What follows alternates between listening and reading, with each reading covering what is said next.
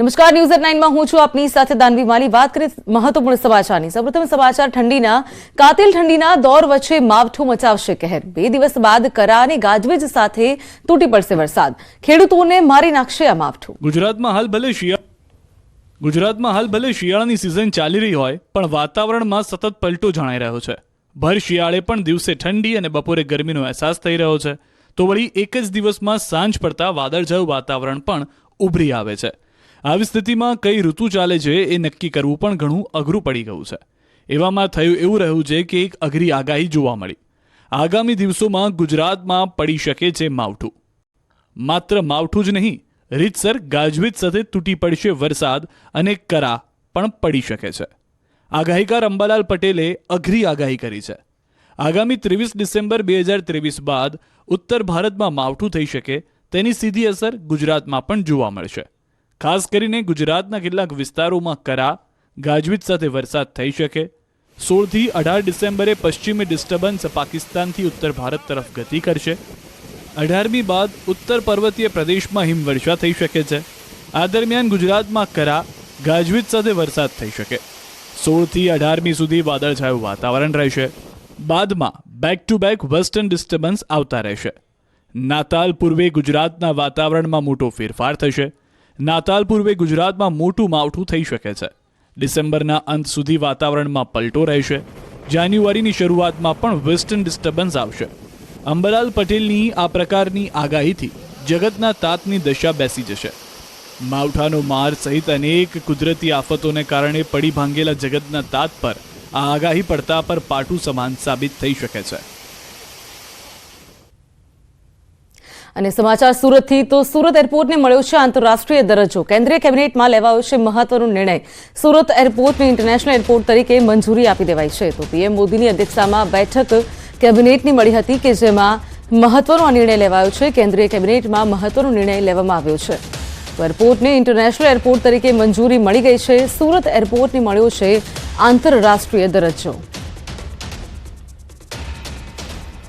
તો કેન્દ્રીય કેબિનેટની બેઠક મળી હતી કે જેની અંદર આ મહત્વપૂર્ણ નિર્ણય લેવામાં આવ્યો હતો। બેઠકની અંદર પીએમ મોદી સહિત અમિત શાહ અને અનેક દિગ્ગજો પણ ઉપસ્થિત રહ્યા હતા। તો પીએમ મોદીની અધ્યક્ષતામાં જે બેઠક મળી હતી તેમાં આ નિર્ણય લેવાયો છે કે જ્યાં સુરત એરપોર્ટને મળ્યો છે આંતરરાષ્ટ્રીય દરજ્જો। બીજી બાજુ સુરતમાં પીએમની મુલાકાતને લઈને તૈયારીઓનો ધમધમાટ જોવા મળી રહ્યો છે। પોલીસના બંદોબસ્ત સુરક્ષાની તૈયારીઓ અંગે સુરત પોલીસે માહિતી આપી। 17 ડિસેમ્બરે સુરત ડાયમંડ બુર્સનું પીએમ મોદી ઉદઘાટન કરશે। તો પીએમના આગમનને લઈને 3000 પોલીસ જવાનોનો બંદોબસ્ત રહેશે, જેમાં 1800 હોમગાર્ડ, 500 ટીઆરબી જવાનો પણ બંદોબસ્તમાં ખડેપગે સામેલ રહેશે। તો પીએમના કાર્યક્રમને લઈને નો ડ્રોન ફ્લાય ઝોન પણ જાહેર કરાયો છે। તો શહેર પોલીસ દ્વારા 2 રૂટ ડાયવર્ઝન જાહેર કરાયા છે। સુરત ડાયમંડ બુર્સ થતા સુરત હવે ડાયમંડ ટ્રેડિંગનું હબ બની જશે। તો બુર્સ બનાવવાનો મુખ્ય આશય ભારતમાંથી હીરા, જેમ્સ અને જ્વેલરીની આયાત તથા નિકાસ અને વ્યાપારને પ્રોત્સાહન આપવાનો છે। સાથે જ આ ડાયમંડ પ્રોડક્શન અને બિઝનેસ સાથે સંકળાયેલી તમામ નાની મોટી કંપનીઓ એમએસએમઈને અત્યાધુનિક ઇન્ફ્રાસ્ટ્રક્ચર અને ડાયમંડ ટ્રેડિંગનું ગ્લોબલ પ્લેટફોર્મ પૂરું પાડવાનું પણ છે। 175 દેશોના વેપારીઓને સુરતમાં પોલિશ કરેલા ડાયમંડ જે છે તે ખરીદવાનું આગવું પ્લેટફોર્મ મળશે। સાથે જ 4200 વેપારીઓ મળીને ડાયમંડ બુર્સનું સપનું સાકાર કર્યું છે। આ ડાયમંડ બુર્સ વિશ્વની સૌથી મોટી ઇન્ટરકનેક્ટેડ બિલ્ડિંગ છે કે જેમાં 4500થી પણ વધુ ઓફિસો એકબીજા સાથે સંકળાયેલી છે।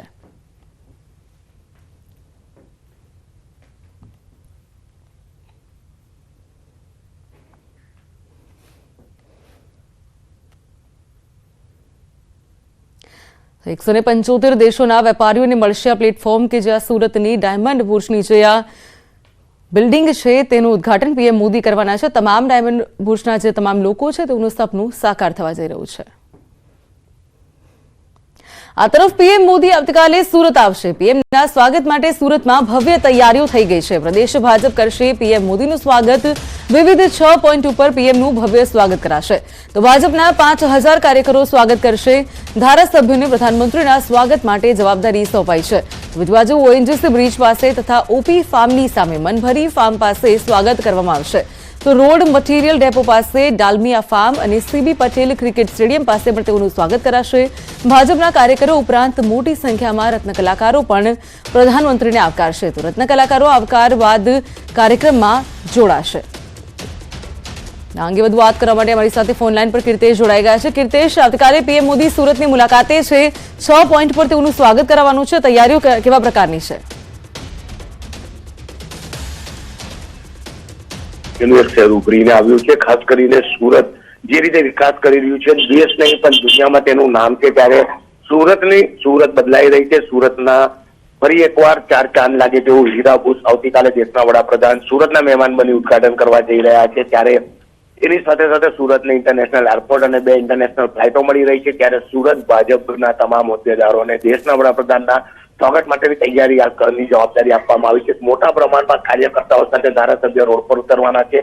એરપોર્ટથી હીરાબુસ વચ્ચે અલગ અલગ 6 પોઈન્ટ ઉપર દેશના વડાપ્રધાનનું સ્વાગત કરવામાં આવશે. ખાસ કરીને હીરાબુસ કહી શકાય કે હીરા ઉદ્યોગનો સૌથી મોટું હબ છે અને અલગ અલગ દેશોથી લોકો હવે સુરત આવશે અને હીરા ઉદ્યોગમાં વધુ વેગને તેજી મળે એને લઈને રત્ન કલાકારો પણ રસ્તા પર ઉતરી દેશના વડાપ્રધાનનું સ્વાગત કરશે. ખાસ કરીને સ્વાગતને લઈને તમામ તૈયારીઓ પૂર્ણ થઈ ગઈ છે. અલગ અલગ 6 પોઈન્ટ ઉપર આવતીકાલે દેશના વડાપ્રધાનનું સ્વાગત કરવાના છે. તેને લઈને અલગ અલગ યોજનાઓ બની રહી છે. ક્યાંક ફૂલોથી તો ક્યાંક ગુલદસ્તા આપીને તો ક્યાંક દેશના વડાપ્રધાનનું અભિવાદન જીતીને અલગ અલગ રીતે સ્વાગતની તૈયારીઓ સુરતમાં પૂર્ણ થઈ ચૂકી છે.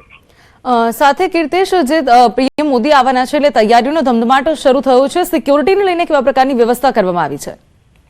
બિલકુલ, જે પ્રકારે દેશના વડાપ્રધાન જયારે સુરત આવતા હોય, સુરતના મહેમાન બનતા હોય, ત્યારે તેમની સિક્યુરિટીને લઈને સુરત એરપોર્ટથી હીરાબુસ વચ્ચે 3000 કરતા વધુ અધિકારીઓ અને પોલીસ કર્મચારીઓને ખર્ચી દેવામાં આવ્યા છે. 1500 થી 1800 જેટલા હોમગાર્ડ અને 500 કરતા વધુ ટીઆરબીઓને તેમની સુરક્ષા માટે રોડ પર તૈનાત કરવામાં આવ્યા છે. ખાસ કરીને નરેન્દ્ર મોદી જે રૂટ પરથી જવાના છે તે રૂટને ફ્લાઇંગ ઝોન ડિક્લેર કરવામાં આવે છે કે ત્યાં કોઈ પણ જાતની ગતિવિધિ ના થાય. અમુક રોડોને ડાયવર્ટ કરવામાં આવ્યા છે. એટલે કે દેશના વડાપ્રધાનનો કાર્યક્રમ સમય ટુ સમય ચાલે અને તેમની સુરક્ષામાં કોઈ ચૂક ના થાય તેનું ખાસ સુરત પોલીસે ધ્યાન રાખ્યું છે. ચોક્કસ કીર્તેશ, જોડાઈ સમગ્ર માહિતી આપવા બદલ આપનો આભાર. તો પીએમ મોદી આવતીકાલે સુરત આવશે ત્યારે તમામ તૈયારીઓ જે છે તેઓને આખરી ઓપ અપાઈ ગયો છે. સિક્યોરિટી જે છે તે પણ ચાપતો બંદોબસ્ત તેનો કરાવી દીધો છે. તો સુરતમાં હીરા બુર્સની પ્રતિકૃતિ બનાવાઈ છે. ફ્લોરા જ્વેલર્સ હીરા, સોનું અને ચાંદીની પ્રતિકૃતિ 2 કિલોની સુરત બુર્સની પ્રતિકૃતિ તૈયાર કરાઈ છે. હીરા બુર્સ આઇકોનિક બિલ્ડિંગ હોવાથી પ્રતિકૃતિ બનાવી છે.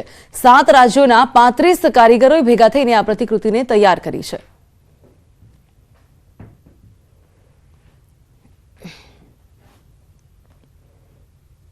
બીજી બાજુ કેન્દ્રીય ગૃહમંત્રી અમિત શાહ ગુજરાતના પ્રવાસે છે. સાણંદ, આણંદ અને અમદાવાદના કાર્યક્રમમાં તેઓ હાજરી આપશે. રાજ્યપાલ આચાર્ય દેવવ્રત પણ ઉપસ્થિત રહેશે. તો સાણંદમાં વિકસિત ભારત સંકલ્પ યાત્રાનું આયોજન કરાયું છે. તો સરદાર પટેલ યુનિવર્સિટીનો 66મો પદવીદાન સમારંભ યોજાશે, જેમાં તેઓ હાજર રહેવાના છે. તો બીજી બાજુ ટાગોર હોલમાં મહારાષ્ટ્ર સમાજ અમદાવાદના શતાબ્દી મહોત્સવનું આયોજન કરશે. તો ફોરમ, કન્વેન્શન સેન્ટર તથા એડવાન્સમેન્ટ ઇન એન્ડક્યુલોજી સંમેલનમાં પણ તેઓ હાજરી આપી રહ્યા છે.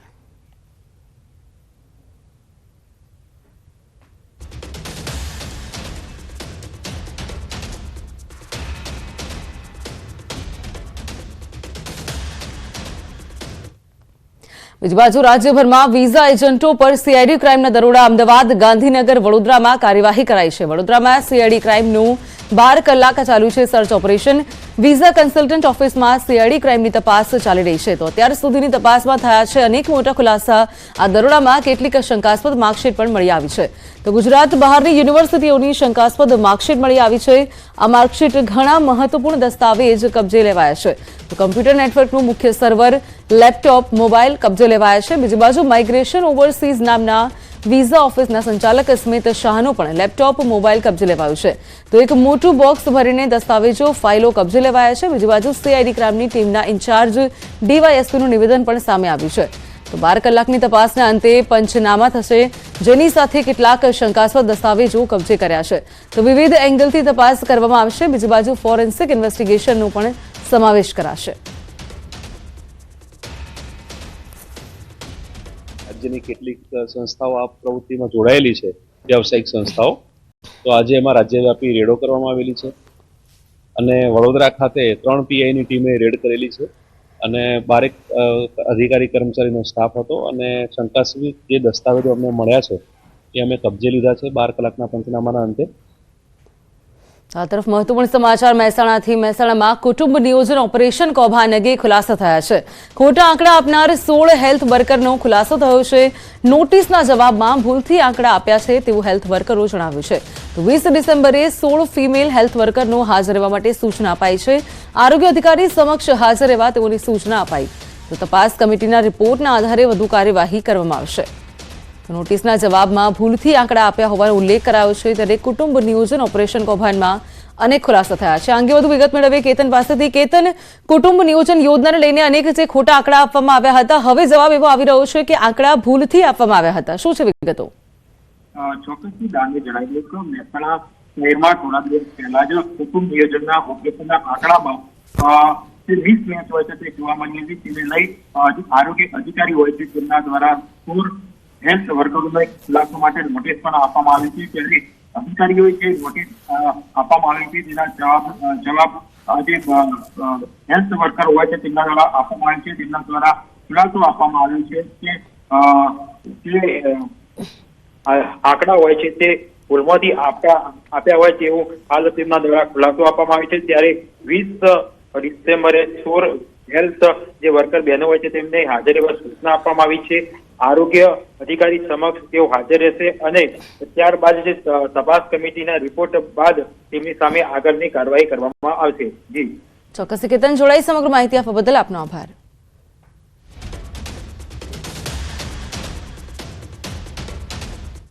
તો આ તરફ 2024 લોકસભાની ચૂંટણી માટે કોંગ્રેસની તૈયારી થઈ રહી છે. આજે દિલ્હીમાં ગુજરાત કોંગ્રેસની મેરેથોન બેઠક યોજાવા જઈ રહી છે.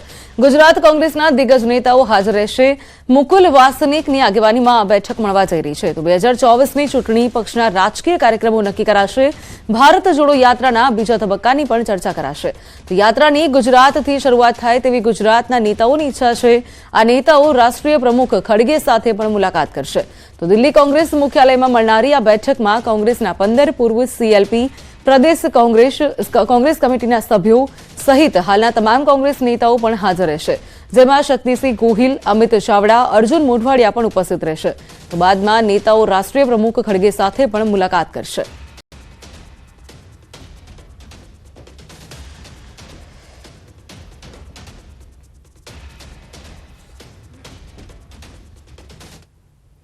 આ તરફ બનાસકાંઠામાંથી ગેરકાયદેસર ગેસ રિફિલિંગનું કૌભાંડ પકડાયું છે. 3 સ્થળોએ ગેરકાયદેસર ગેસ સિલિન્ડર રિફિલિંગ કૌભાંડ પકડાયા છે.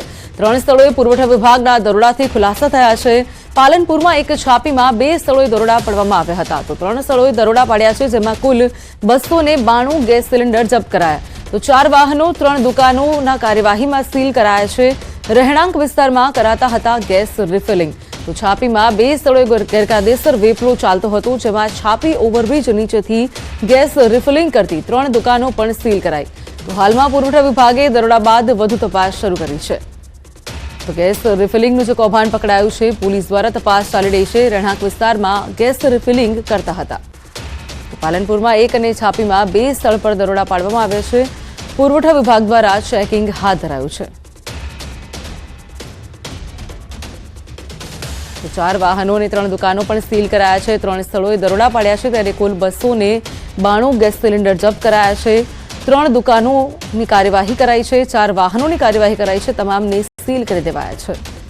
તો પુરવઠા વિભાગની તવાઈ બોલાઈ છે. તમામ જે ગેસ રિફિલિંગનું જે કૌભાંડ છે તે બહાર આવી રહ્યું છે. અને આ અંગે વધુ વિગત મેળવીશું કિશોર પાસેથી. કિશોર, બનાસકાંઠામાં ગેરકાયદેસર જે ગેસ રિફિલિંગનું કૌભાંડ બહાર આવ્યું છે, પુરવઠા વિભાગે અમુક જગ્યાએ ગેસ સિલિન્ડર જપ્ત કરાયા છે, દરોડા પણ પાડ્યા છે. વિગત શું છે?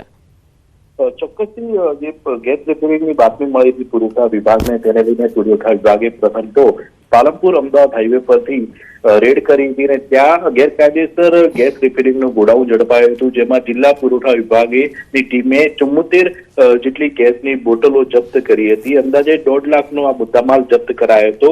તે બાદ પુરવઠા વિભાગ દ્વારા વડગામ તાલુકાના છાપીમાં પણ રેડ કરવામાં આવી હતી. ત્યાંથી 42 બોટલ કબજે કરવામાં આવી હતી.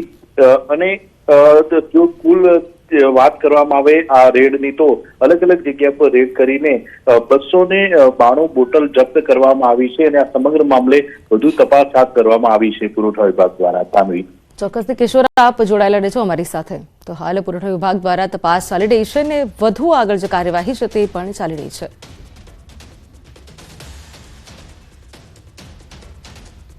તો બીજી બાજુ બનાસકાંઠામાં જ ગુમ થયેલી બાળકીનો મૃતદેહ મળી આવ્યો છે. પાલનપુર માનસરોવર ફાટક નજીકથી મૃતદેહ મળી આવ્યો છે. 2 વર્ષીય બાળકી કે જે સાંજે 6 વાગ્યાથી ગુમ થઈ હતી.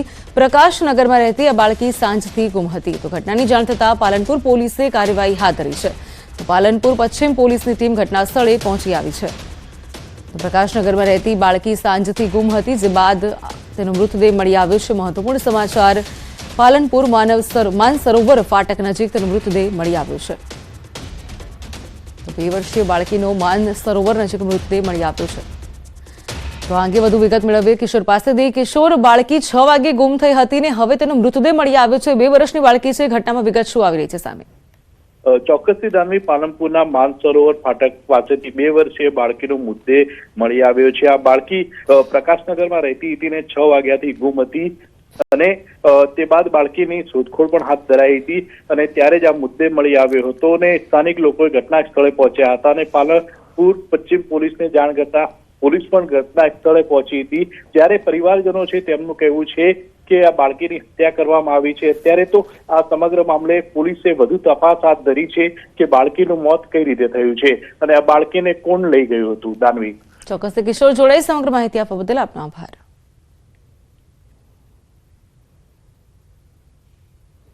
તો આ સાથે બુલેટિનમાં આ સમય છે વિરામનો. તે પહેલા એક નજર ટોપ 3 હેડલાઇન્સ પર. ગુજરાતમાં ફરી એકવાર મોટું માવઠું આવી શકે. હવામાન નિષ્ણાત નબલાલ પટેલની આગાહી. ગુજરાતમાં કરા ગાજવીજ સાથે વરસાદ થઈ શકે. કેન્દ્રીય ગૃહમંત્રી અમિત શાહ આજે ગુજરાત પ્રવાસે. સાણંદ, આણંદ અને અમદાવાદના વિવિધ કાર્યક્રમમાં આપશે હાજરી. તો સુરત એરપોર્ટને મળ્યો આંતરરાષ્ટ્રીય દરજ્જો. પીએમ મોદીની અધ્યક્ષતામાં મળેલી બેઠકમાં લેવાયો નિર્ણય.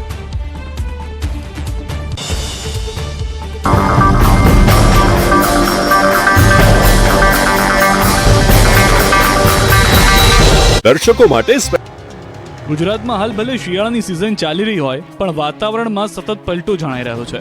ભર શિયાળે પણ દિવસે ઠંડી અને બપોરે ગરમીનો અહેસાસ થઈ રહ્યો છે.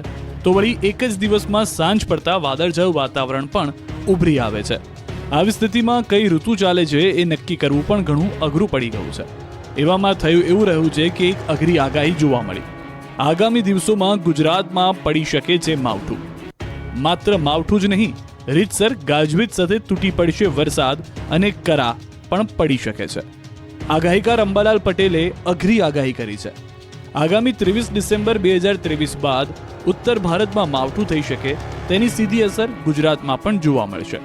ખાસ કરીને ગુજરાતના કેટલાક વિસ્તારોમાં કરા ગાજવીજ સાથે વરસાદ થઈ શકે. 16 થી 18 ડિસેમ્બરે પશ્ચિમી ડિસ્ટર્બન્સ પાકિસ્તાનથી ઉત્તર ભારત તરફ ગતિ કરશે. 18મી બાદ ઉત્તર પર્વતીય પ્રદેશમાં હિમવર્ષા થઈ શકે છે. આ દરમિયાન ગુજરાતમાં કરા ગાજવીજ સાથે વરસાદ થઈ શકે.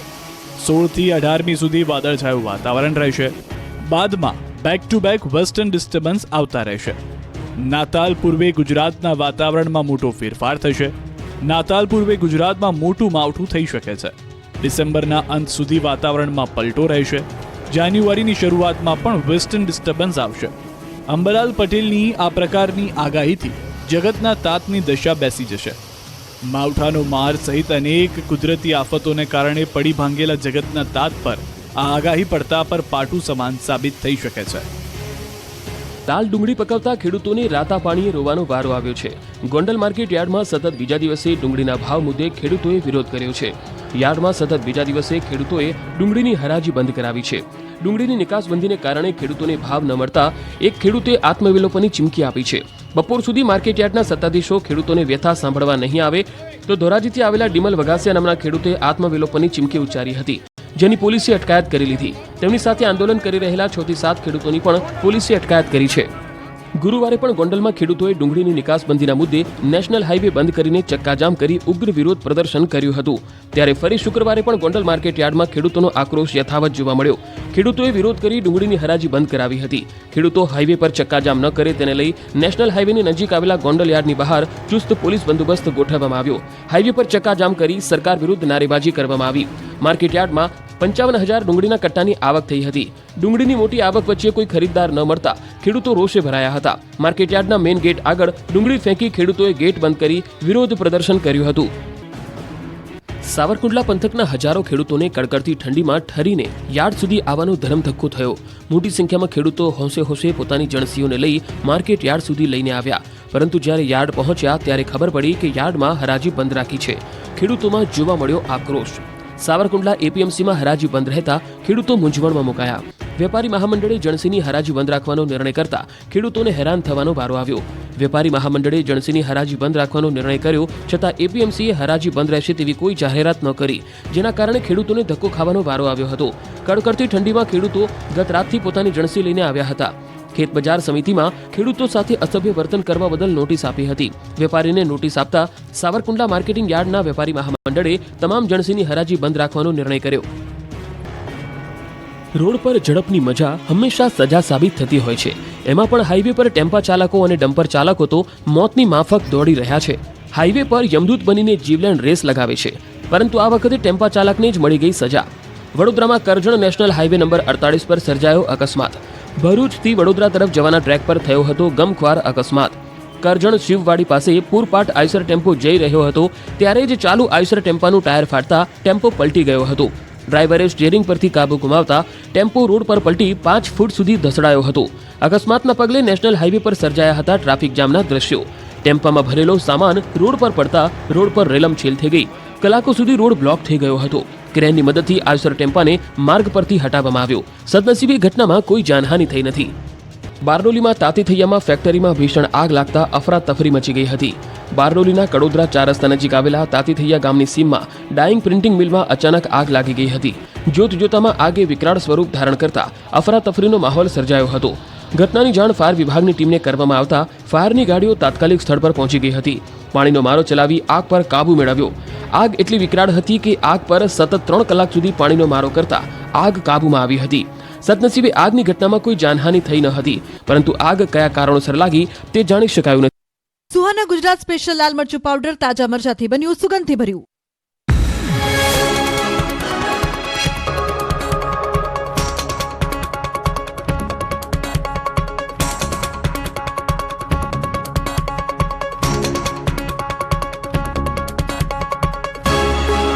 સુહાના ગુજરાત સ્પેશિયલ લાલ મરચું પાવડર તાજા મરચાથી બન્યું, સુગંધથી ભર્યું.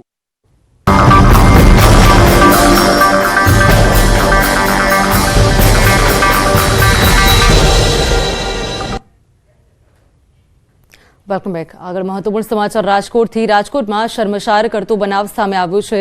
3 વર્ષની બાળકી સાથે દુષ્કર્મ આચર્યું છે.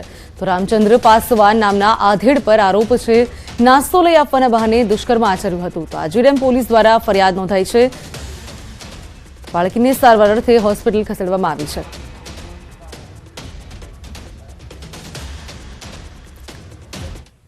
તો આ તરફ બોટાદના ગઢડા તાલુકામાં સિંહે દેખા દીધી છે. ગોરડકા ઉગામેડી અડતાળા ગામમાં સિંહ જોવાયા છે. ગઢડા વન વિભાગે પણ સિંહની વાતની પુષ્ટિ કરી છે. તાલુકાના ગ્રામ્ય વિસ્તારમાં રાત્રે સિંહ આવ્યા હતા. તો વન વિભાગે આસપાસના રહીશોને સૂચના આપી છે સિંહ જોવાય તો છંછેડવા નહીં. ગઢડા આરએફઓએ લોકોને અપીલ કરી છે.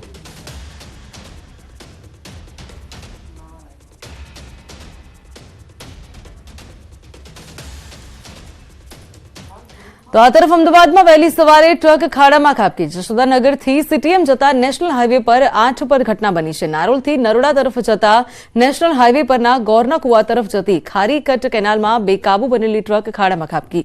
ઘટનામાં ટ્રક ચાલકને સામાન્ય ઈજા પહોંચી હતી. ઘટના અંગે અમરાઈવાડીના ધારાસભ્ય ડોક્ટર હસમુખ પટેલને જાણ થતા તેઓ એએમસી તંત્ર તેમજ શહેર પોલીસને તેઓએ જાણ કરી હતી. તો ખારીકટ કેનાલને થયેલ નુકસાન કંપનીના માલિક પાસેથી વસૂલવા તાકીદ કરી છે. સાથે આ માર્ગની મરામત કરાવી લેવાની પણ સૂચના કરી દેવાઈ છે. તો ટ્રક કંપનીના નેશનલ હાઈવે નંબર 8 પર સમગ્ર દુર્ઘટના બની હતી કે જ્યાં ટ્રક કેનાલમાં ખાબકી હતી. વહેલી સવારે ટ્રક ખારીકટ કેનાલમાં ખાબકી હતી. તો ડ્રાઈવરને સામાન્ય ઈજાઓ પહોંચી છે. કોઈપણ જાનહાનિના સમાચાર સામે નથી આવ્યા. બેકાબુ બનેલી ટ્રક કેનાલમાં ખાબકી હતી. અને બુલેટિનના અંતમાં હવે એક નજર ટોપ 3 હેડલાઇન્સ પર. ગુજરાતમાં ફરી એકવાર મોટું માવઠું આવી શકે. હવામાન નિષ્ણાંત દમલાલ પટેલની આગાહી. ગુજરાતમાં કરા ગાજવીજ સાથે વરસાદ થઈ શકે. કેન્દ્રીય ગૃહમંત્રી અમિત શાહ આજે ગુજરાત પ્રવાસે સાણંદ, આણંદ અને અમદાવાદના વિવિધ કાર્યક્રમમાં આપશે હાજરી. તો સુરત એરપોર્ટને મળ્યો આંતરરાષ્ટ્રીય દરજ્જો. પીએમ મોદીની અધ્યક્ષતામાં મળેલી બેઠકમાં લેવાયો નિર્ણય.